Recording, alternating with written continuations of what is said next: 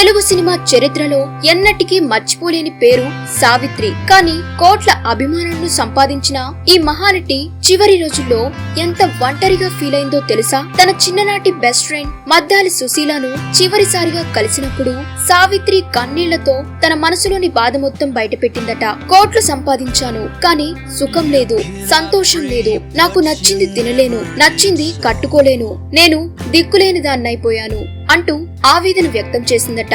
అంతేకాదు, నువ్వు నాతో సినిమా ఇండస్ట్రీకి రాకపోవడమే మంచిదైంది అని చెప్పిన మాటలు విన్న సుశీల కన్నీళ్లు ఆపుకోలేకపోయిందట. జెమినీ గణేష్ తో పెళ్లి వద్దని చాలా సార్లు చెప్పినా సావిత్రి వినలేదని, చివరికి ఆమె పరిస్థితి చూసి చాలా బాధపడ్డానని సుశీల వెల్లడించింది. అయితే మహానటి జీవితంలో ఇంకా బయటకు రాని ఎన్నో నిజాలు ఉన్నాయట. ఆ రహస్యాలు ఏంటి, ఆమె చివరి రోజుల్లో అసలు ఏం జరిగింది అనేది తెలుసుకోవాలంటే వెంటనే మన ఛానల్ ని సబ్స్క్రైబ్ చేసుకోండి.